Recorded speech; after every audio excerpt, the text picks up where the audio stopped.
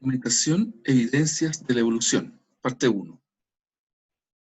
El objetivo es retroalimentar las actividades relacionadas con las evidencias de la evolución que hemos ido trabajando durante este periodo. ¿Qué tengo que hacer con este material? Basado en esta retroalimentación, la idea es corregir o complementar las guías o actividades trabajadas en forma individual. ¿Por qué hay tantos tipos de organismos en la Tierra? ¿Por qué existen tantos tipos de plantas? ¿Por qué existen tantos tipos de mamíferos, de peces, de aves? Bueno, esta respuesta, ¿cierto?, la encontramos en la evolución. Es la causa de esta diversidad de organismos vivientes y también extintos. La evolución cuenta con sólidas evidencias aportadas por diferentes disciplinas, como por ejemplo la paleontología, el estudio de los fósiles, la biogeografía, la anatomía comparada o la biología molecular. Es importante señalar que todas estas evidencias permiten considerar a la evolución como un hecho, no como una simple teoría. Hoy trabajaremos con la paleontología y con la evidencia biogeográfica. La paleontología es una ciencia que estudia e investiga los fósiles. Un fósil es cualquier resto o evidencia de un organismo que vivió en épocas geológicas pasadas y se ha conservado de alguna forma. El estudio de los fósiles ha permitido inferir los cambios de la biodiversidad a lo largo del tiempo. ¿Cómo ha cambiado esta biodiversidad? Es decir, poder conocer qué organismos existían antes y cómo han evolucionado hasta los organismos actuales. Los fósiles se forman en rocas sedimentarias, como por ejemplo arenisca, arcilla, caliza. Las rocas sedimentarias son aquellas que se originan por acumulación de sedimentos. Estas pequeñas partículas de arena, ¿cierto?, son removidas por un agente que puede ser el viento, los transporta y se van depositando en un lugar. Si un organismo muere en este lugar de depositación de restos o de sedimentos, este organismo podría eventualmente transformarse en un fósil, si se cumplen ciertas características. ¿Para qué información nos entregan los fósiles? Bueno, nos permite reconstruir los ecosistemas del pasado. ¿Qué especies habitaban un lugar determinado en el pasado, por ejemplo? Un ejemplo de eso fueron los fósiles encontrados en Magallanes, ¿cierto? De un organismo llamado Milodón. Con el tiempo, ¿cierto?, con la ayuda de los fósiles, se logró determinar que era un mamífero de gran tamaño que habitaba en esas zonas, que ya está extinto. Además, nos permite conocer cómo eran las especies emparentadas a las especies actuales.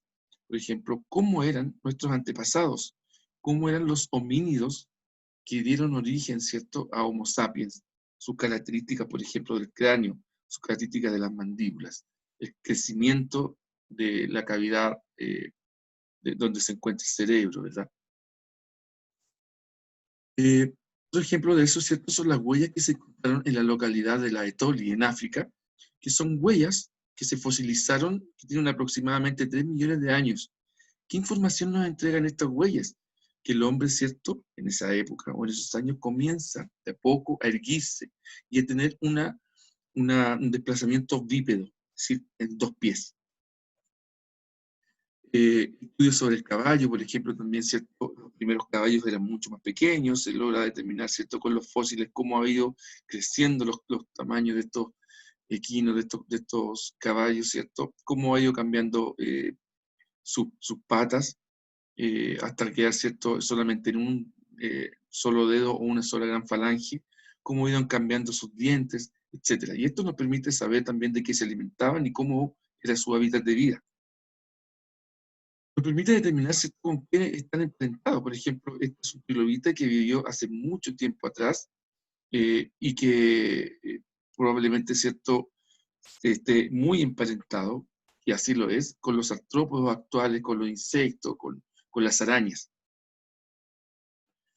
¿Para qué más nos ayudan los fósiles? Para poder entender la distribución geográfica de estos organismos. Por ejemplo, acá tenemos que el mismo fósil de este reptil lo podemos encontrar en Sudamérica y lo podemos encontrar en África. ¿Cómo pudieron organismos de este tipo vivir en lugares tan lejanos? Bueno, Los fósiles, ¿cierto?, nos indican que efectivamente pudieron estar ahí y que probablemente fue debido a eventos geológicos que se separaron estas poblaciones y quedaron aisladas. Y probablemente aquí se originaron con el tiempo nuevas poblaciones y nuevos organismos. Acá tenemos otro ejemplo, ¿cierto? Organismos que ocupaban muchas extensiones geográficas y cuando estos continentes se separan, quedan en lugares distintos y comienzan cada uno con su evolución.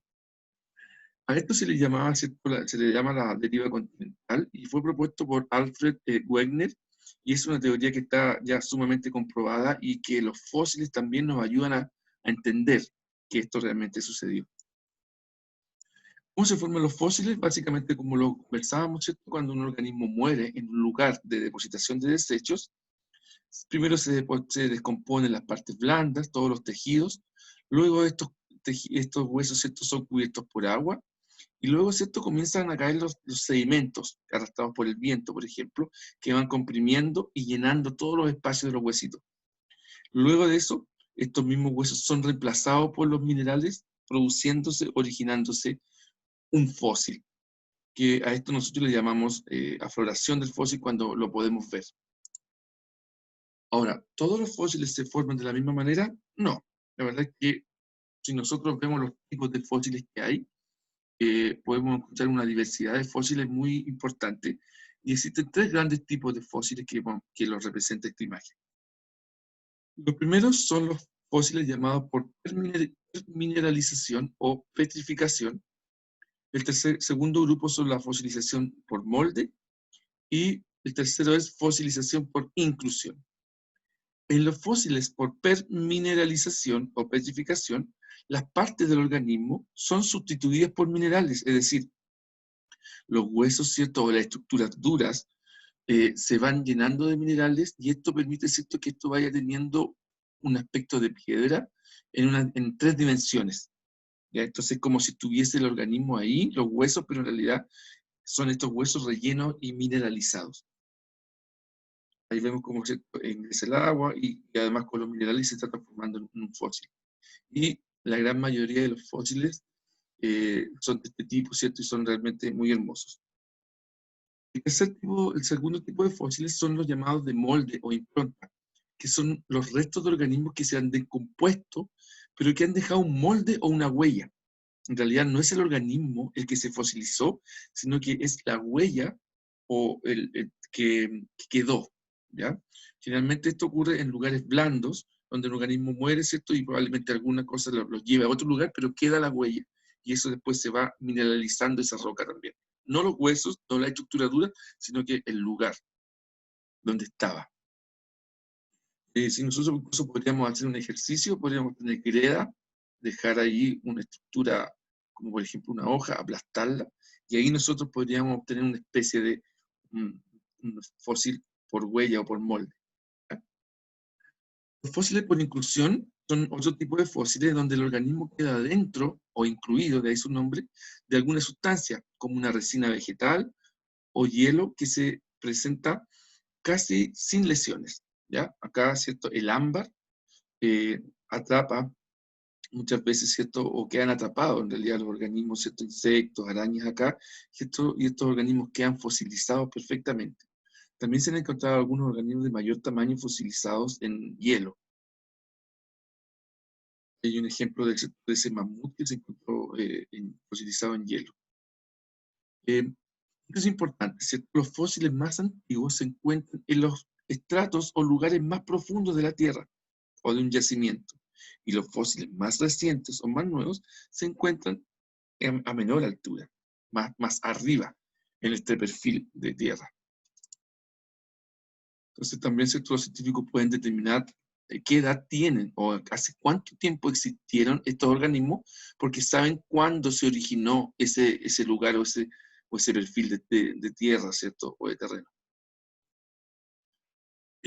Quisiera revisar esa guía que fue enviada de las primeras, ¿cierto? Que tiene relación con los fósiles, para que ustedes la busquen y la revisen, ¿cierto? Acá ustedes pueden poner pausa, ir a buscar su guía y empezar a revisarla. Como la primera actividad, ¿cierto? Determine qué tipo de fósiles corresponden las siguientes imágenes. Podemos ver que eso es un fósil del tipo de permineralización. Se fueron llenando las estructuras duras, ¿cierto?, con minerales. En cambio acá, el segundo ejemplo, ¿cierto?, se puede ver que es un fósil por molde o por huella. Muy distinto. Acá tiene estructura en 3D, acá es lo que, la huella que dejó un organismo. La segunda pregunta, ¿cierto?, es la imagen muestra un registro fósil de ese organismo, Mosasaurus. Ahora, a partir de la imagen, ¿qué se puede inferir respecto a la alimentación y hábitat de este animal? Con los fósiles nosotros podemos determinar esto. Bueno, ¿cierto? Y nosotros podemos ver que por su dentadura, ¿cierto?, probablemente sea un carnívoro, y por sus extremidades probablemente también sea un organismo acuático, ¿ya? Entonces, tendríamos esa alternativa correcta. Es muy probable que sea un herbívoro por lo filoso de sus dientes. ¿Por qué? Bueno, por sus dientes, ¿cierto? Y por sus extremidades. Este trilobite, ¿cierto? ¿Qué organismos eran organismos marinos, como le decíamos? Que existieron, ¿cierto?, hace 700 millones de años atrás. Ahora, de acuerdo a estas características morfológicas de este fósil, ¿a qué organismo actual eh, evolucionaron? Bueno, justamente, ¿cierto?, estos chanchitos de tierra o crustáceos, ¿cierto?, que mantienen estas similitudes anatómicas, ¿cierto?, la segmentación, las antenas, la caparazón, etc. Acá, ¿cierto?, se presenta un perfil de un terreno, ¿cierto?, de estratos, y se presentan, y donde hay un fósil acá. Y acá se presentan los periodos geológicos en la cual se originaron estos estratos de tierra, ¿cierto?, estos estratos geológicos. Entonces, con esta información, ¿a qué periodo geológico se encuentra el fósil señalado? El fósil se encuentra, ¿cierto?, en el periodo cámbrico. Si un arqueólogo o una arqueóloga encontraron un fósil en el estrato X, acá, otro fósil, ¿cuál de los fósiles sería más antiguo? Bien, sería el fósil, sería más antiguo el que se encuentra abajo, ¿cierto? Porque se murió antes, digámoslo, se fue depositando sedimento y fue quedando abajo. Si los científicos o las científicas estiman la edad de los fósiles de acuerdo a los estratos donde fueron encontrados, y a partir de ello reúnen toda la información proveniente de las evidencias, ¿qué importancia tendría esta información? ¿Qué importancia tendría este estudio? Bueno, dentro de las que podríamos mencionar, sería que el fósil que está señalado acá y el fósil X, ¿cierto?, vivieron en periodos completamente distintos, ¿ya? Esa sería una buena conclusión y un aspecto muy importante a partir de la investigación de estos científicos. Fíjense que también dentro de las actividades que yo les di de la evidencia biogeográfica está la de la página 26. Existe un tipo de aves denominadas comúnmente aves corredoras, no vuelan, que se encuentran distribuidas en diferentes continentes. Por ejemplo, la avestruz, que es la letra A, se halla en África, el ñandú vive en América del Sur, el emú y el casuario habitan en Australia. Entonces, basado en sus conocimientos científicos, formulen una hipótesis que explique por qué en diferentes continentes habitan especies de aves corredoras que, aunque distintas, tienen características semejantes. Es decir, ¿por qué creen ustedes, como una hipótesis, este tipo de aves, ¿cierto?, que son muy parecidas, habitan en continentes tan lejanas? Bueno, ¿cierto? Y acá un poco es lo que conversábamos, que todas estas aves probablemente se originaron en un solo continente antes de que se separara este supercontinente, y luego que se separa, cada ave queda en un nuevo lugar, en un nuevo continente, y esta única población empieza a evolucionar en forma distinta, originando todo este tipo de aves que están acá. Nombre y describa la idea que aportó Alfred Wegener acerca del movimiento de los continentes. Valore su importancia. Bueno, ya lo veíamos, ¿cierto? Ayuda a comprender por qué los fósiles de un mismo organismo se encontraban en distintos continentes. La teoría de la deriva continental nos ayuda a entender no solo el movimiento de los continentes, sino nos ayuda a entender cómo las distintas especies fueron evolucionando. Como por ejemplo, es el caso de estas especies no corredoras que se encuentran en distintos continentes, pero que aún así conservan muchas cosas en común, lo que hace pensar que en algún momento todo esto fue una sola población que, por estos eventos geológicos, se separaron. Ahora yo les voy a dejar acá 5 preguntitas para que ustedes las discutan en su interior, ¿verdad? Y las respondan en su cuaderno. No es necesario que me las envíen, sino que la próxima vez que nos reunamos, tal vez a nivel online o virtual, las podamos retroalimentar. Para la próxima semana probablemente sea, ¿ya? Así que tenemos que hacerla. La pregunta 1, ¿cierto? Es básicamente cómo eran la vida, ¿cierto? Las características de hábitat y alimentación de este organismo basado en el fósil. Eran terrestres, eran acuáticos, eran herbívoros, bueno, carnívoros. La segunda, ¿cierto? Es la siguiente imagen muestra 3 tipos de fósiles encontrados en distintos estratos. Fósil 1, fósil 2 y fósil 3. A partir de la imagen, ¿qué se puede concluir respecto a la antigüedad de estos fósiles? Bueno, y ahí ustedes ¿cierto? Tienen que ir comparando. Recuerden que los fósiles de más abajo son más antiguos. La pregunta 3, observe la siguiente imagen que muestra un tipo de fósil. Ya sabemos qué tipo de fósil es. ¿Cómo se forma este tipo de registro fósil? Lean las alternativas y encuentren la que ustedes consideren que se acerca más a lo que hemos revisado. Pueden volver al video, volver a revisar ciertos los tipos de fósiles. La pregunta 4, ¿cierto? Es si un organismo X murió sobre la superficie terrestre, su cuerpo fue cubierto con varias capas de sedimentos. Con el tiempo sus partes blandas se pudrieron y desaparecieron, mientras que sus partes duras fueron reemplazadas por minerales. ¿A qué tipo de fosilización se describe el párrafo anterior? Nuevamente, es un tipo de fósil que le estoy preguntando que lo revisamos al comienzo. Acá, ¿cierto? Está preguntando, ¿cierto? ¿Cuál de los siguientes modelos le servirá a Roberto para cumplir su objetivo? Él busca, perdón, acá, él busca representar cómo se produce un fósil por inclusión. Entonces, ¿cuál de los siguientes modelos le servirá para representar esto? El fósil de inclusión. ¿En letra A, B, C o D?